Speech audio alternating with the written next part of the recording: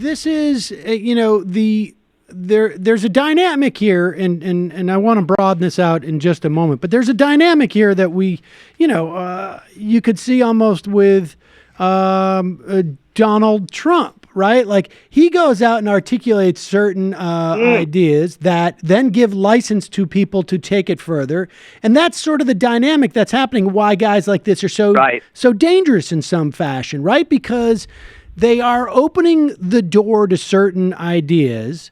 And of course, this isn't about debate, but they are also simultaneously not owning those ideas and giving people, giving basically another concentric circle out there the license to go out and practice these ideas.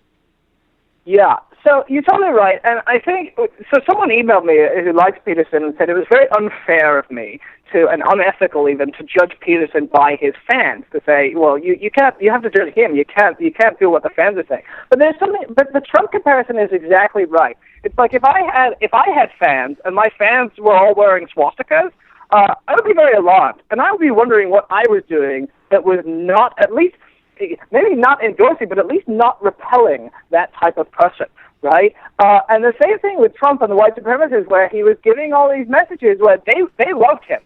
David Duke loved Donald Trump. Richard Spencer, very excited about Donald Trump. And, that's not because Trump was, saying explicitly racist things. It was because he was saying things, the sort of things that racists like to hear. And then you could go, okay, well, it's not his fault they like to hear him, but then all of his statements on it were very sort of qualified, very going, well, who knows who's my fan? I don't know who's my fan. But it's like, we are responsible for the consequences of what we say to a certain degree, and for the predictable consequences of what we say. So, for example, in current affairs, sometimes like people on the alt-right have picked up our articles, like Mike Cernovich or someone, have liked the things that we've said. And when that happens, I try very hard to say, no. This is not what we're saying. We are not this.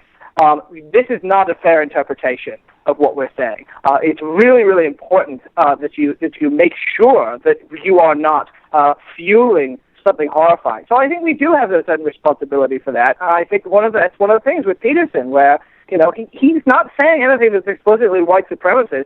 He's just saying a lot of things, again, that white supremacists really kind of like.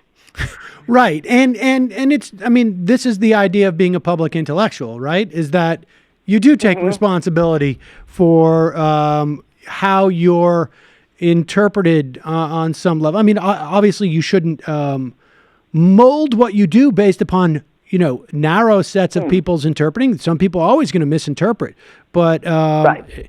And here's, I want to just move in, and before we sort of like broaden this out even more, when he's talking about, and this I've just found fascinating, when he was interviewed by, this Channel 4 interviewer, Newman, and you say that largely that interview may not have been that fair because she put words in his mouth or something, but there was one or two exchanges they had, particularly around the idea of him comparing left-wing, I guess, social justice warriors to Mao. But there was another part where he said, which I thought was really fascinating, where he wrote, like, liberalism got flipped, so that the world was turned into one group against another, power struggle from one group against another, and then the social justice warrior types and lefties, even the Democratic Party, started categorizing everybody according to their ethnic or sexual or racial identity and made that canonical element of their being. And the only thing I could think was, where was this guy for the other 200 years of the American project?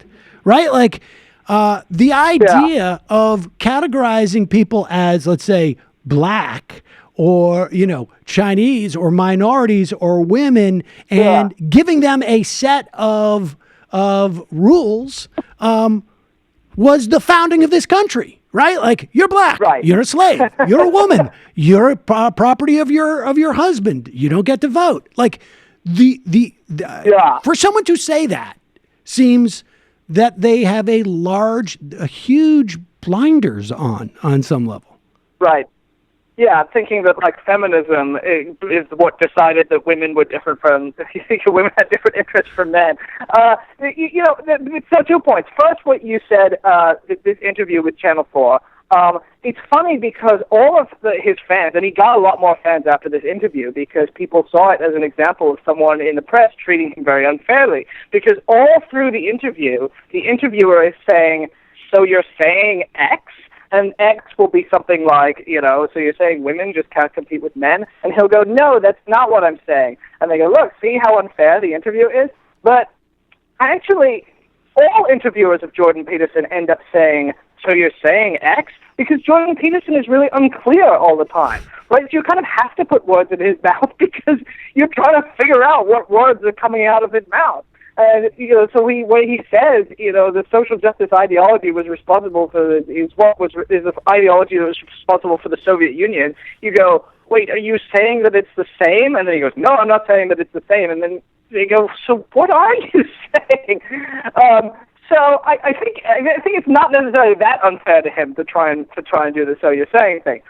But as you say, there is this, substantively, there's this total lack of knowledge of history. He doesn't even understand what activism is, right? So in this other interview, he says, basically, activism, he says this thing started in the 60s where you would go out and hold paper on sticks and shake it at people and to signal your virtue.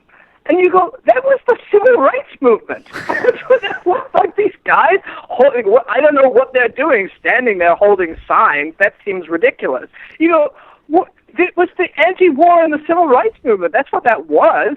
It's so strange that he can't even understand what the roots of activism were. He can't even see it from the point of view of the activist. He doesn't even really seem to understand what politics are. He talks about getting rid of ideology and the importance of examining yourself rather than getting involved in politics. And people have said to him, "Well, if you don't like the social justice movement, what do you think political activism should consist of?" And his answer is basically well, you should clean up your room and examine your own life and your goals, right? He just fundamentally doesn't comprehend why women and black people and other people of color might be upset, what they're frustrated about the arrangement of contemporary society.